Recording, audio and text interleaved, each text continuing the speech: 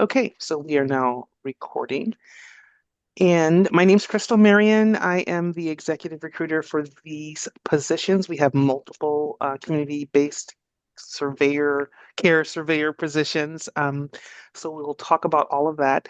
And we have two hiring managers who will talk about the positions, and you will be able to ask any questions directly related to the work, the positions, the team, and um, and we'll just go from there. Pretty much laid back. If you have questions along the way, please raise your hand so that we're not talking over anyone.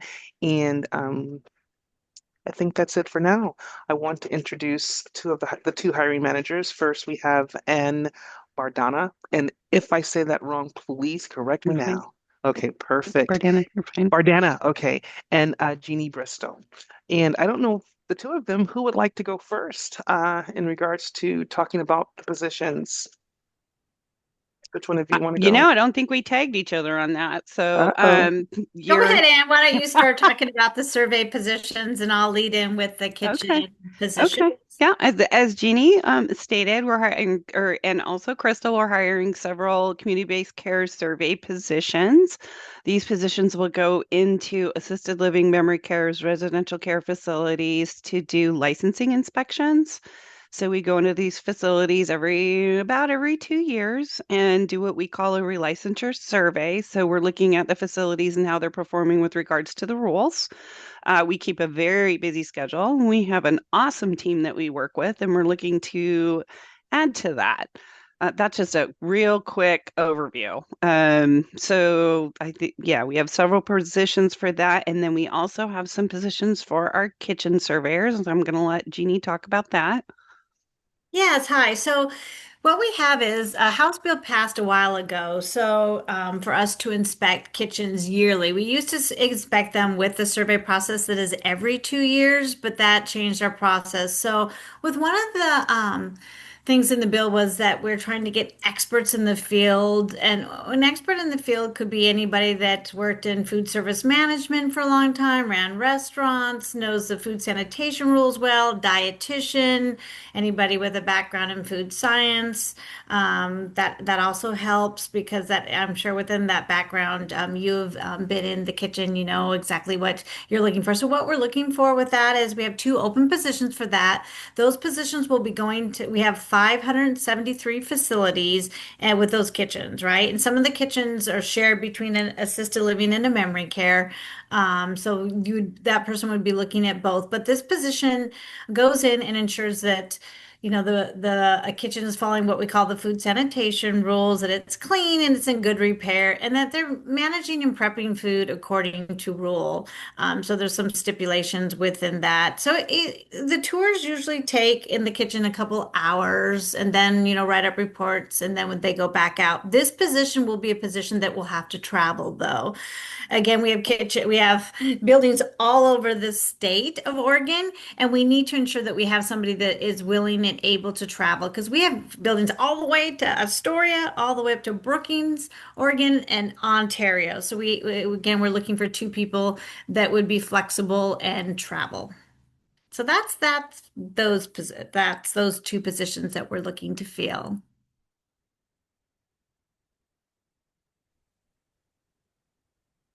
Whoops, Crystal, I think you're muted. There you go. Thank you.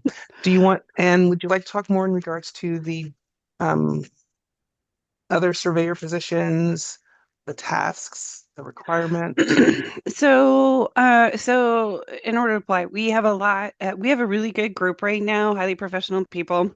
We have some occupational therapists, specialists. We have some people that have been administrators. We have RNs, we have LPNs, and we go in as a team, usually as a team, two or more, depending on the size of the building. We look at everything in the building from healthcare services as far as medications, service plans, change of condition, anything related to specific resident and systems. So our overall is looking at systems. We also look at environment, staff training, fire and life safety regulations, staffing in a building. So we really, when we go in to do our relicensure surveys, are looking at the whole building and the systems within the building to make sure that these facilities are in compliance with our Oregon state rules. And I And just it, want to add to Anne's thing, which is excellent. We also provide an excellent training. Our surveyors have a 9 month training before they're what we call set independently to do on their own. So we have excellent trainers. We have right now there's 4 trainers that work with, scheduling, ensuring we have modules, and was Anne actually does a lot of the training. I do the kitchen training. We really ensure that people have the skills and the tools that they need before they go out and start something on their own investigation. They're with a point person, a trainer, to ensure that they know how to do when they're on the field. So we have classroom training and then we have field training. So we really, again, I want to emphasize we do ensure that people are well trained within this job before they actually are independent to do this survey event. So tell me, Jeannie, since you brought up training, how much of that time is actually spent specific to like the location? Where does this training, is it in Sure, where in we're holding this. person? Yeah. Yeah, yeah. So we have this classroom training. This is in-person training. We really like to, our job is in person. Our job is together. So we do the training in Tigard. We have a Tigard office. It's if anybody knows Oregon or the Washington Square, it's kind of right across. Our Tigard office is really directly kind of across from the Washington Square. So that's where our in-person, module training is held. And then when we go out on the field, it can be anywhere, to our buildings that are due for survey events. So they could be out in Beaverton because we have facilities there, or, Oregon City or Milwaukee. So, but it's basically you get training in I call it the classroom, and then you go out to the field to practice that training that you've learned. But again, the first time you'll be observing your trainer. You don't go out, you'll get a classroom training, you observe your trainer, then you might start assisting in those areas. Again, like I said, we really like to provide a very thorough training, and so people feel comfortable within what they're doing. And we also, we ensure kind of like what we do with one of our rules, we ensure people are competent before we move them on to the next area of training. And we have quite a few. And how many modules of training do we have? we have 10. Yeah. Okay. Yeah. So, yeah. And we've kind of had to do it both ways. So when COVID hit, we really had to there was a bunch of people who were hired. That was before Jeannie and I were managers.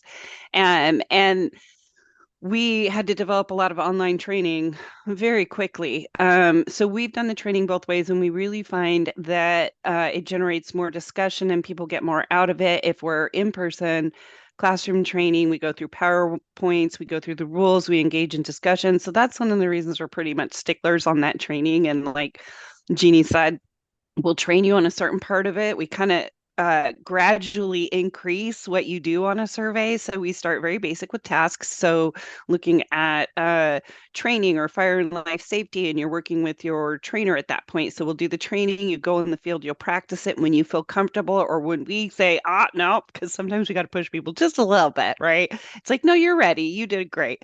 So we'll move them on, and then we'll do the next training and you'll go out and practice. So that's kind of how the whole training program works. I saw. One of the questions in the chat is, Mhm. Oh, are the tours scheduled or surprise?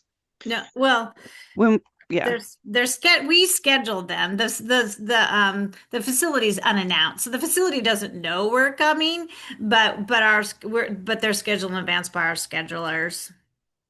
yeah. So for as a surveyor, Yeah. you'll know where you're going. As a facility, you won't know if we're coming. Yeah, we don't tell the facilities before we come. They're unannounced visits. Does somebody else have? And then I also want to kind of talk a little bit about our the day. So So how it looks with the schedule for a week. So usually, what happens is you'll get the schedule like on Thursday or Friday. The team will know Thursday, Friday. What we call the team coordinator will put together what we call a prep for the team and ensure that everybody has everything they need before we go out on a Monday. We usually start our surveys, what we call survey events, on a Monday. And then we're out there a couple days, investigating, kind of getting what we need, finishing the survey process. And then hopefully, but usually by Thursday, we're back writing the report. And then Friday, kind of closing everything up, prepping for the next week. So like Ann said in the beginning, we do move pretty quickly. We do have a lot of buildings that we need to go out and survey. So that's kind of a typical day, a typical week for a surveyor. But I also want to say there's travel. So one of our, it's like I mentioned before, there's 573 buildings within the state of Oregon, and all of our areas. I think right now we have 32 surveyors, I believe. Maybe I'm counting a little one or two more, but all of them work together. So teams are put together from wherever they are. Like we have some Salem surveyors, some Portland surveyors, some Tigard surveyors, some Crest. Whoa. Yeah, we combined them all together and they travel. So we just want people to know that there is some traveling involved within this job. And usually we try to make the most out of the area. So usually it's a Monday through Friday travel, coming back on a Friday. Um, because when we're out in that area, we like to ensure that we try to get as many facilities or events done as possible within that area. So there is some travel involved. But the good thing about the travel that we do is we have that luxury of having a state vehicle. We don't drive our own vehicles out there. The state pays for the gas. They pay for the hotel and the per diem for food. So that's the good part about the travel. And one thing I also want to say is this job offers wonderful benefits. The benefits with the state are incredible. We have a lot of days off and we have excellent benefits. So we've got a lot of nice things for this job. I like how you say we have a lot of days off. We We're do. looking forward to one tomorrow. That's There, right. We there, have one tomorrow. I there's a think we have question. 11. I think we Yes. have 11 holidays, and then after a certain amount of time, you get personal business days, which are three, and then we have one special day, and that's after, I believe, 6 months of working within the unit. So we are very fortunate to have great benefits. So there's a couple of questions in the chat. The first is CAM/COMS, CALMS, used as the database and to write reports? That's the Yes, first actually question. comms, not cam. So we Okay. use comms. We don't have access to cam, but we do use comms to access the facilities and write the reports in. It's not been quite a year since we started using comms, so there's still some glitches in it, but that is what we use. No, Okay. we do not cover adult care homes. Mm-mm. Okay. So Thanks. community-based care facilities are assisted living. There's two licensures, assisted living and residential care facilities. And within those two licensures, there's what we call an endorsement, which is the memory care endorsement. So we have memory cares that are under, it can be under either or. One of those licensures are mainly under residential care facilities based upon the facility layout and structure. But that's what this unit regulates too. Awesome. Any other questions? I mean, feel free to go ahead and raise your hand and ask your question if you have one. You don't have to write it in the chat. You can ask yourself. It's fine. We love questions. We're chatters. Yeah. This is Leslie. I have a question. Hi. Uh, Hi, Leslie. Hi, thanks for doing this. I really appreciate having this chance to learn more about the positions and you and the jobs. So this is great. So this is in the vein of licensing inspections. So uh, are you dealing at all with any complaints or, reactions to any existing investigations through this work? So we have a separate unit that handles complaints. That's our licensing complaint unit. So when somebody has a specific complaint about something, then they send that into our licensing complaint unit. When we go in and do a survey, kind of like I said, it's an overall. Doesn't mean we don't hear about some of the issues or concerns in a building when we go in to do a survey. And if we can, we will address those while we are there. But we really do have a specific unit that does complaints. That and APS. We Yeah, also and have APS. APS. Yeah, we have two. APS looks at abuse, and then the LCU looks at our licensing complaint, the harm areas that are the allegations that come in regarding that. Does that answer your question, Leslie? Yeah, that's really great. Okay. And would you say then, because of that, the the surveys are more routine potentially? It sounds like, there wouldn't be as many unexpecteds in this approach. I think that's a little more challenging to answer post-COVID. So we have only because I think, there was a period of time we couldn't go into buildings. I know buildings had a really rough time, and of course they did. We really have a survey process that we follow. And along with the training, we're going to train you in that survey process. Do we know what we're going to find when we go into a building? No. We don't know how that survey, it's not, you can't always say it's going to be predictable. You go and you look at your stuff, you go. There may be issues, concerns, some things we find along the way that we'll have to deal with at that time. But we do have a process and we stick to our process. So with that aspect, that's consistent. So we have Jenny who has a question, and then I have a question from the chat. Jenny? Hi, thank you very much. I have a question about the travel. Mhm. How frequently is travel out of like the metro area? So like going to Medford or, Yep. Eastern Oregon or the coast or Southern Oregon or what have you, that would require like a longer trip. So our goal is, of course, we also in the winter it's a little harder to travel because if the weather's bad, we aren't able to do that. But it's at least one time a month is a minimum, and twice would be the maximum out of the whole month. So there is travel involved in the job. But again, it's not, I'm not going to say every month you're going to travel out twice. It also depends on, I'm just giving you what could happen.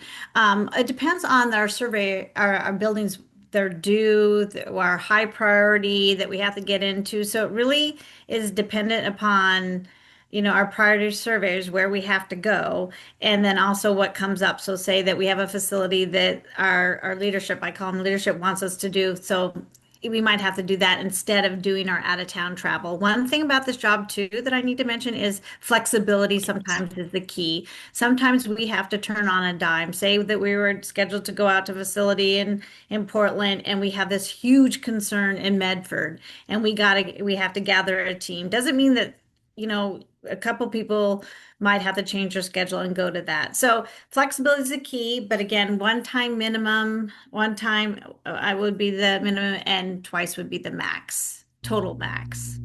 Yeah, and I That was going to mention that- what Jeannie did, which is huge flexibility in this position because, like I said, that we don't always know what's going to happen with the survey. One might go sideways, which requires that team to spend a little bit more time writing because ideally we want a survey to be done, writing done, a survey to be completed at the beginning of the week, the writing done, start a new survey on Monday. It doesn't always work out that way. We do try to project the schedule out, but there are things out of our control that may cause that schedule to change on a Thursday. And that's just something out of our control. So, and it says, Leslie, you're asking how many inspections per month? Do you mean like surveys per month? Yeah, I mean, I guess I don't have the terminology exactly right. Okay, Yeah. no worries. So it kind of varies. yeah. Because the way we schedule it is who's due, like Jeannie said, we have to prioritize what we do. Depends on what team size we need for that. So hopefully you're doing about 4 at least for relicensure or revisits. That's the other thing we have to factor in is that after we do a relicensure, if they're out on certain things, we have to go back and do a revisit after a certain period of time. So all of those things can factor into how many um, get done in a month. The goal is at least one per week. And then kitchens, if anybody's interested in kitchens, you're doing multiple surveys during that week or Yeah. multiple kitchen inspections. At So, least three. At mhm. least 3 or 4 kitchens in a week. And is there existing backlog? Yes, we do have an existing backlog. Again, like Ann mentioned, when we were in COVID, we were not going for over a year, we were not doing our regular survey process. We were a little bit behind before we even started COVID, and then that put us quite a bit behind. So yes, there is a backlog that we're trying to work through. Yes, there. I see the question here from Tammy, survey versus inspection. So usually when we're talking about kitchens, sometimes we'll interchange that a kitchen inspection Yeah. that has to be done every year. Same thing, it's a kitchen survey, and then survey is survey, right? Yeah. Yeah, sometimes those words, like Ann said, we do interchange We them. do that. They're all surveys of some sort. Yeah. And investigations for the Yeah. survey. So, yeah. Great questions. Is there more? Hi, my name is Sandy Jolly. I have a question. I know schedule is a big thing. So, like I live in Salem, Oregon. So for the first 9 months during training, I'm reporting to Tigard. And then, well, yeah, I'm reporting to Tigard. And then once that training is over, and then there's a lot of travel, does all of the reporting documentation, does all of that have to be done in office in Tigard, or is there options for telecommuting with like with the paperwork portion of this position? Well, okay. At first, I'll answer that. At first, you're going to be working with your trainer on the writing and stuff, the report writing, and then after a while, when you're able to do it, there is our surveyors do write from either their location of the office that they're set within, like we have Salem people, or they write at home. Does that answer that, Sandy? So the only time where you're really reporting to that Tigard office is during the training period. And then from there, it's either travel or working maybe out of a different office location, potentially in Salem or from home. Yes. Yes, Okay. you're right on that. So that first 9 months is a lot, the in-person training will be done in Tigard. I almost said Salem. I'm moving myself. We used to do our trainings in Salem, but we lost that spot. So it is done in Tigard, and then the survey can happen anywhere, right? Yeah. So you could be going anywhere. And after that, once you get to a certain point where we feel comfortable with it, we really like to have people with us when they first start doing our writing, because our writing is very different than what you're used to. So we like to be with people. We find that being very helpful. And then as you move on, then yes, you will have a work location in Salem where you can go and print, you can do a drop-in, you can bring your soft files in because you got to bring all that stuff in, or you can work from home. Yeah. Yep. So then with time, let's say, okay, I'm in Salem and, I leave my home and I go to the motor pool, like off of State Street. Yeah. And then is that when my work time starts, is basically when I get in that car Right. and then I travel, or, Yep. oh, it looked like maybe Anne was going to say something. Well, our standard work hours are between 8 and 5, but we have to keep in mind too. So say, Sandy, you were scheduled to do a survey in Portland. We do our initial start of our surveys at the same time, 9 o'clock. So you may have to leave a little bit earlier to get to wherever you're going for the day. You can adjust your hours, but we always enter together as a team. And if it's what's considered an in-town survey, which is anything within 70 miles of where your workstation is. So for a while, it's going to be from Tigard. That's an in-town survey. And so you're expected to get there by 9 a.m. And then we work the hours of the community. That's why we were on a standard work schedule. So the next day you would be expected to be there a little bit sooner than that. We usually say between 8 and 8:30, but you can adjust the time on the back end of the day. But our goal is for the team to go in together and leave together. Yep. Yeah. So for something within 70 miles, then basically if I'm coming from Salem to Portland, that's my own time that I would be traveling. No. If you are going to the motor pool and you're picking up a car, as soon as you pick up your car, you're on work time. Your work time. Oh, even Yeah. if it's within that 70 mile? Oh yeah, yeah. Well, yeah. Mhm. Oh, Because you're going to yeah. pick up Yes. you're then working, Then you're right? working. Yeah. Yeah. If you're just traveling to an office though, say I go from here to the Tigard office, Right. Mhm. that's not, Yeah, that's my I time. have to be there at 8 o'clock, right? That's, Yeah, yeah. yeah, yeah. Okay. So So Sandy, then, Sandy, are you what I recognize your name. Do you work for the state of Oregon already? I do. I work, I, technically work for OHA, Oh, okay. but I work at the state hospital. Okay, thank you. I was Yeah. just curious. So there's a And couple of questions okay. also in the chat. Oh, Sandy, I'm sorry. Sandy, were you done? I'm sorry. Oh, yeah, I'm done. Yeah, Okay, okay. I'm good. Thank you. sorry, Sandy. I just recognize your name. I think I've seen your name before. So one And of I the questions, I'm sorry. One of the questions were about how many positions we're hiring for. So I know that Anne, you have four, correct? Or- yes, I think And wait, for I think or now is I it have five. five? I have I five think it's five. underneath me. Yes. Yeah. And then Jeannie, you're hiring for Uh, three. yeah, I have two that I exclusively want to hire for the kitchen reviews, and then I have one survey position underneath me. Hmm. Perfect. And then one of the other questions is this an hourly position? No, these are salaried, and I can send the information on the salary if you give me a second. Salary range starts for anyone that's not already vested within the state of Oregon. It's 5,575. Between that and 8,550 would be the starting salary range for the positions. And it is a salary, but you are eligible for overtime if needed. Correct. And then there's another question. What is your timing for starting training? Well, we Yesterday. have to, right? We have to get through the recruitment process and then we'll Yeah, move forward to the yeah, training part of it.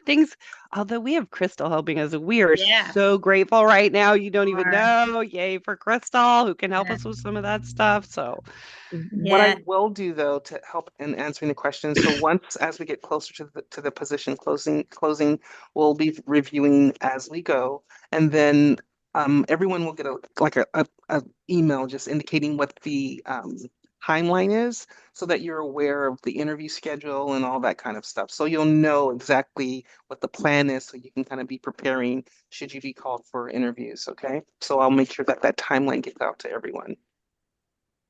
Thank you, Crystal. Mhm. Is there any other questions? I don't see any more. Do you have more for us? Oh, thank you. Oh, thank you. That's I love to see that. Thank you. Mhm. Any other questions about the position or the process? anything? Or why we do what we do? Yeah, why don't you go ahead and talk about that, both of you. Yeah, Start with you, Jeannie. Go ahead. Why do you do this sure. work?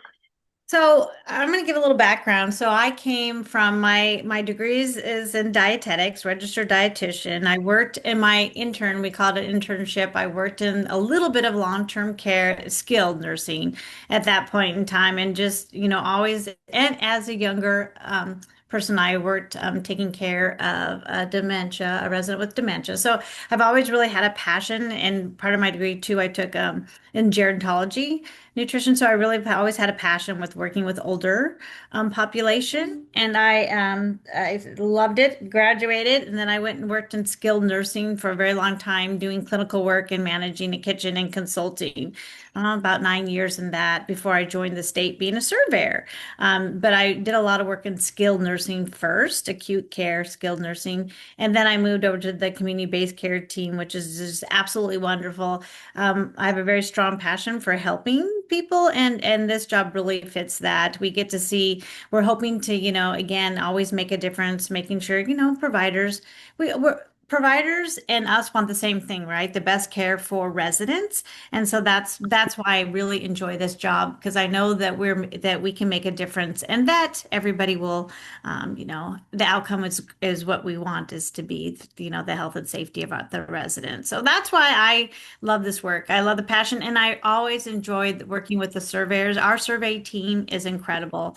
They work well together. We have a great, strong team, and that just makes me want to show up to work every day. So that's why I love what I do. Thank you, Jeannie. We're going to break for just a minute before you go, Anne, and answer a couple of questions that are in the chat. One is, did we go over the names of the two position titles? So one would be, well, for several of the positions, it is a community-based care surveyor. And then for the other positions, there's several of those. And then there's two community-based care kitchen surveyors. And I hope that answers your questions, Dana. And then another question in the chat is, as someone who has been on the community side, I have always appreciated the survey teams. Oh, that's an awesome statement. Thank you. And then another question, what are some qualifications, education, or backgrounds of an ideal candidate? How do you feel about a child welfare worker being in this position? Anne? Jeannie? We look at each of the, I mean, well, Chris is going to help us screen those, screen those applications. We have found that having some experience with long-term care is really beneficial. It really benefits you during your training. Um, Applying the rules, being familiar with the settings that we're in, and those that don't have that background tend to struggle a little bit more. Because community-based care, at least to me, one of the views I've always taken on is so very different than anything, and being a surveyor is so very, very different than anything I had ever done, right? Even though and I'll talk about that. I was an administrator for years. So being on the other side of it and doing the rule application, we've yeah, we've just found that people who have a little bit more history, background in that, um, experience in that tend to do a little bit better, progress a little bit quicker, feel more comfortable in the position, are more familiar with the terminology, that kind of stuff. Jeannie, I don't know if you had anything you wanted to add to that. No, I agree. It does help if you've had experience within the field. It also makes the training go a little bit quicker for you, and it's just something that you're a little bit more used to, and the regulations you're kind of used to. So yeah, I agree with Ann. It does make it a little bit easier when you've worked in the field for some experience or have some experience within the degree set. Because a lot of times like nurses have worked in this or dietitians most definitely. So it also helps if you have a degree that helps too, that was like medical or within the field that we're looking for. Thank you both. And then hopefully that answers the question. Um, and if you need more clarification, of course, please speak up. Another question is, what about opportunities for advancement and further development? As a state employee, there's always opportunities for advancement. As a surveyor, what I can say is it's pretty awesome in that you're really spending that first year or more learning. There is always something new to learn. And um, we do a lot of trainings throughout the year. There's new rules that come in. So our growth as far as learning new things and applying new things is always happening. But as a state employee, there's always opportunity for advancement. We have operation and policy analysts, we have corrective action coordinators, and sometimes those positions come open. I think there's one now for operation policy analysts. So within our unit, and then of course, I'm sure there's many opportunities outside of our unit. Yeah, and I just want to add too to what Ann was saying too, is we also do have within our area, after a bit of time and learning, we do have people that we call leads. That is it's an opportunity within our own unit that after, you've been with us for a while and we have different areas and projects that we do put our surveyors on, which is a promotion of a certain percentage before you can move on to a different job. So we do have a little bit of advancement opportunities within our own survey structure. Okay, thank you both. So, Anne, let's go ahead and talk about why you do this work. I kind of giggle because when Melissa said I have always appreciated the survey teams, which is fantastic. When I got into this line of work, I worked with adjudicated youth drug and alcohol treatment for quite a few years.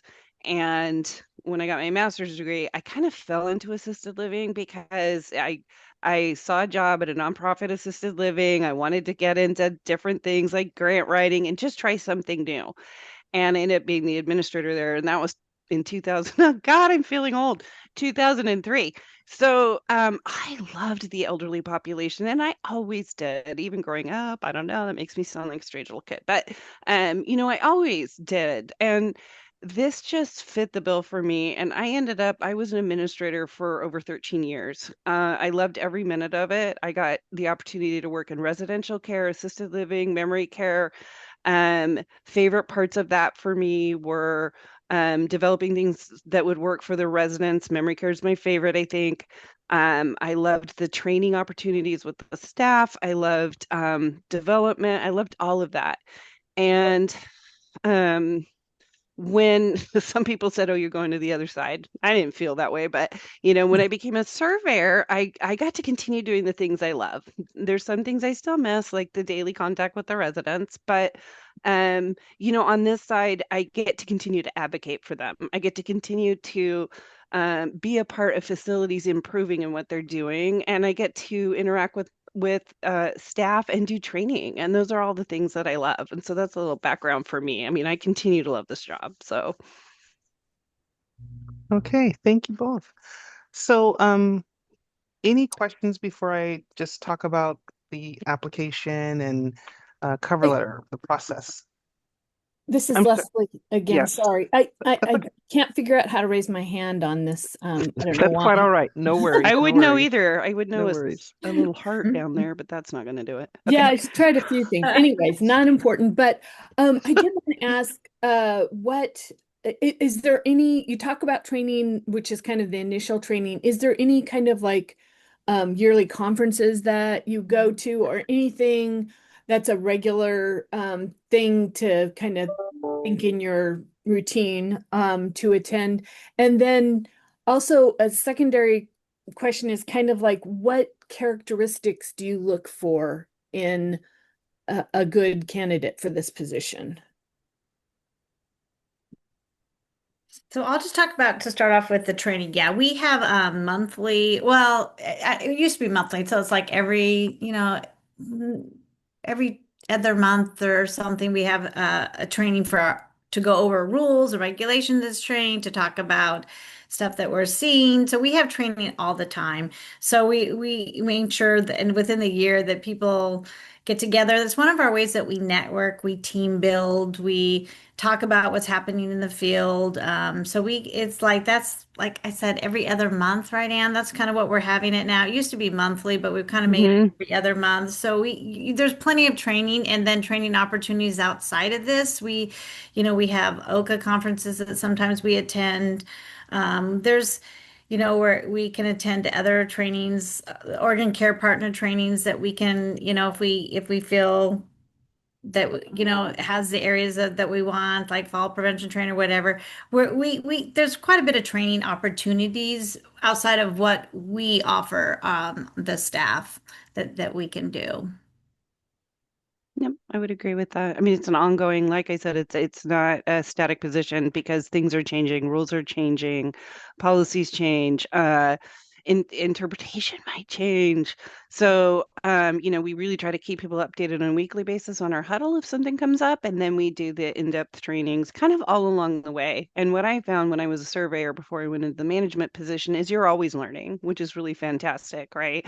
You may come up with a situation that you didn't come up with before and you ask a more seasoned surveyor and you guys are learning together. So it really is ongoing, pretty fantastic that way. And then the other question was, what second part?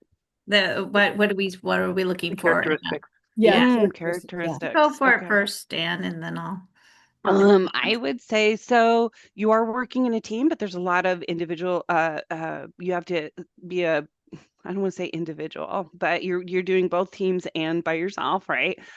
Critical thinking, ability to communicate and keep calm because sometimes situations can get a little bit tense, and we want to be the voice of reason. It's not easy when we go into a facility, and we need to be mindful of that. Be able to work in a team, have those discussions, come to conclusions. Be able to step back if you need to, take a breath, but push through the work. Um, those are some of the ones. Critical thinking is huge. Our rules, we have rules, but some of them are kind of gray. And you got to use a lot of critical thinking skills to come to some determinations along the way. So those are some of the top ones I can think Yeah. of, Jeannie. And then also team, like she said, team Mhm. dynamics. You have to be able to work within a team. You have to be able to get along when the stress is on. You guys need, the team needs to be able to handle that professionally and treat each other with professional and be in dignity and respect. That's one of the big things because we mainly go out in teams. Very rarely is it just, going out by ourselves on a survey event. So that's a very important key in flexibility. Another thing we're looking for is somebody that can be a little bit flexible because again, we mentioned many times that our events can change in a heartbeat, and that's really out of our control. So flexibility is a major key also. And then Anne said the rest of them that we're looking for. One of the things I want to make sure with everyone is when you're completing your cover letter, and if you look at the job postings, you'll see there are essential attributes for each of the positions, the kitchen surveyor and the community-based care surveyor. So make sure that as you're completing your cover letter that you're sharing information as to how you meet those essential attributes as well. And that, I mean, that will cover some of the things they're talking about directly related to the characteristics of the person or the ideal candidate. So just want to make sure that you make sure you're covering that information in your cover letter. Are there any other questions? We're at 1:44. Want to make sure that we don't go over.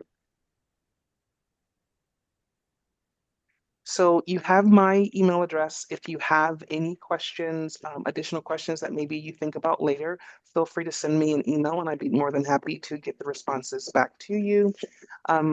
Also, if you have any questions that just as you're putting together your application process, your application paperwork and everything, and you just think of something and you need some help with anything, you can also email me and I'm more than happy to schedule a time to be able to support you through the process as well. I want to take any last minute questions. There another question came through. I see. I'm glad you all were able to attend as well. And any last minute things you'd like to say, Jeannie or Anne? No, we would love to have anybody on our team. We have a plug again for a really great team. All Yes, right. we welcome all the applicants and we're very excited to see what we have and go through them and get the people that, some great candidates to join our wonderful team.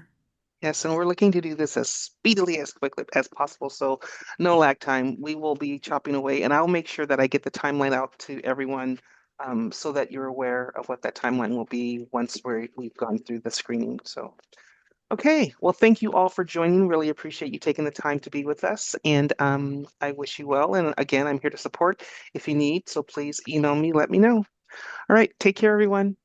Thanks, Thank you. everyone. Have a good afternoon. Thank you.